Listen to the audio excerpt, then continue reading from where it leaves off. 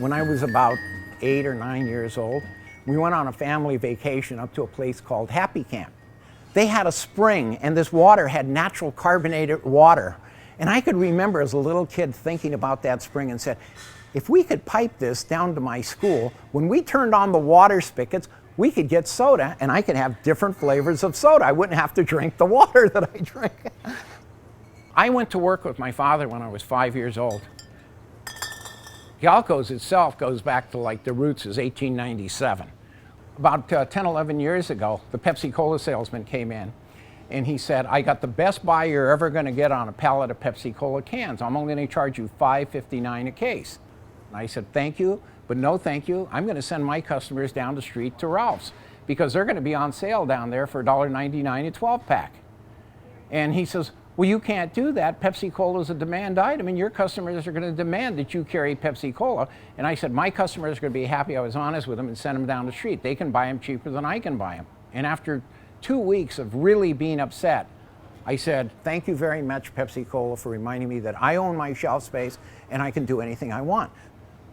So I immediately went out and found 25 little brands of soda. Gee whiz, they were still in glass bottles, and I put them on the shelf. And you know, people would come in and look at them and say, what are you doing with all those old things that don't sell? And when I got to 250, it's where you're finding them. So now we have about 500 different sodas. If you're going to get a root beer, the one that's hardest to find is the Red Ribbon because it's made with the bark of sassafras. If you're looking for a lemon lime, try the Bubble Up. It's still made with lemon and lime oils. The Manhattan Special, the company that makes the coffee soda, they've been making coffee soda since 1895. The same family in Brooklyn. They roast the coffee beans, they brew it, they bottle it. A little 10-year-old kid, he comes running in, he says, where's that cucumber soda you made me buy? And I'm laughing. I mean, I thought it was pretty funny. A little kid asking for a cucumber soda. You know, they don't drink cucumber, they don't drink vegetables. I mean, you know, people say, well, you're here and you're working all the time, and I'm saying, I don't work. I just play all day long. I come in and play. It's flavored water with a lot of bubbles. But if I were going to define it in one word, I'd say happy. I mean, or smile. By the way, you should taste it. What do you guys want? People come in here and they look around and they said, well, this is overwhelming. I didn't know there was this many flavors of soda. What really has happened is it's given exposure to little bottlers that they've never had before. We just picked up another independent bottler. They've been bottling since 1926. The mother, the daughter, and 2 brothers bottle. Those floral sodas, the fellow calls me, you got to carry my sodas. I'm from Romania. We still know how to press the rose petals. And he said, I'm going to send you samples. And I said, oh, okay. And I'm thinking perfume. Wow. Crisp, clean, rose soda. The American public has never been exposed to anything like that before. We bought the Total Run. They're not available anywhere else in the United States. And so I said, Illy, what else do you make? Well, I have a cucumber. But the problem is that nobody will give me a chance. So we commissioned a run of the cucumber. First lady comes in. Oh, this isn't what I was expecting at all. It's actually very good. When the American public has the choice, they're going to buy it. They're going to try it. The way a product goes in a glass bottle is the way it comes out. Everything is overcarbonated in plastic because it starts breathing, and it has about a 4-month shelf life, so they get flat as they go along. But when you put something in a glass bottle, I will tell you, the caps are so technologically advanced that the way it goes in is the way it comes out 3, 4, 5 years down the road. Have you ever picked up an old glass bottle?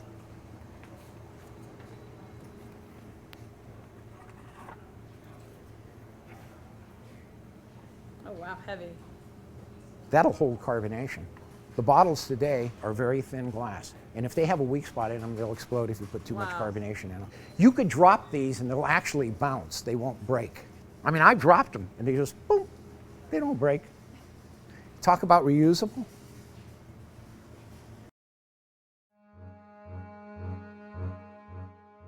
Most diet sodas are really pretty bad. I mean, they just don't taste good. There's been a few that have come out. Stewart's, Black cherry diet is probably the finest diet black cherry I've ever tasted. There's Jones has a diet green apple that's very good. And then there's Sprecker's, which has a low-cal root beer, which has like 11 calories, and it's not a true diet, but it's low enough if you're watching calories. But other than those 3 or 4 or 5, most diet sodas, drink less. How's that? Drink 6 ounces rather than 12. And you get 60 calories versus 120 calories. And then you're satisfied and you're happy. Everything prepared in this country has corn syrup in it, and it's totally unnecessary. The largest single crop in the world is cane sugar. It's larger than corn and wheat put together. It takes 3 times less sugar to sweeten with than it does corn syrup. I mean, take a look around at the diabetes. You'll never get an allergy from sugar. You're going to get an allergy because there's a spore in corn syrup that cannot be refined out, and people have allergies to corn products. So why would you use corn as a sweetener? We have some, yes, the Stewart's, the IBCs, and the Crush. They're contract bottled, and they're done in glass, but they're done with corn syrup for the supermarkets primarily. We carry them because they don't come any other way. Once a year, Coca-Cola makes a kosher Coke just before Passover. The kosher one will be cane sugar. It'll have a yellow cap. It'll have a U in the upper left-hand corner with a circle around it, and the label will still say corn syrup. It won't be changed. Try the two side by side and then tell me. The one with the cane sugar just goes pop, and it explodes, and the flavor just wham, it's delicious. And the one with the corn syrup is like. What I would like to see is a root beer cola. There was actually a company about 100 years ago called Root Beer Cola, and it was a cross between a root beer and a cola. And I'm just fascinated with that. Or I'd like to see a pineapple cream. So I just think it'd just be delicious. And I've been trying to get somebody to make it, so we'll see. Oh, energy drinks, they taste bad.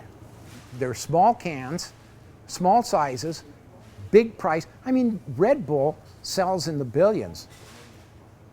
I mean, Coca-Cola wish they could get that kind of a profit out of an 8 or a 12-ounce can. And for what? Big business loves big government. They just take the marketplace up, eliminate all the little guys. They run them out of business, and then they jack the prices up and control the market. But you look at the candy section, it's Nestle's, Hershey's, and Mars. Or you look at the soda pop market, it's Coke and Pepsi. My thought had always been that what I wanted to do was do business with other businesses my size, to help them become unique businesses. And that's exactly what's happening. And what's really interesting about it is that out of all the things that we sell wholesale, one business a mile away from the other, and what they're selling is totally different. One restaurant we sell to, they love the floral sodas. And another place, they can't give them away, but they're doing the red ribbons. And I'm going, isn't this interesting that everybody has found their own level and their own niche, and they've done it on their own. The important thing is to set yourself apart and provide your customers with something that nobody else has. The most common thing I hear from the American public is, what's the best? And Coca-Cola and Pepsi-Cola would like you to believe that what they make is the best. Everybody's taster is different. I can tell you what I like, or I can make suggestions. I mean, the New York Times called the best cola ever made Fenneman's, Curiosity Cola. It's brewed like a beer. It has natural carbonation. It has ginger in it.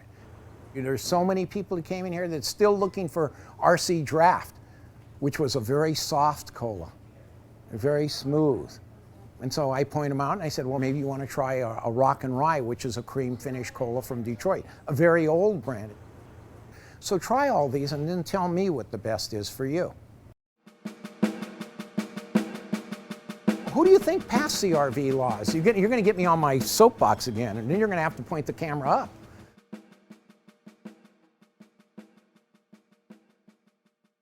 It wasn't written for the consumer, and it certainly wasn't written to keep this country green.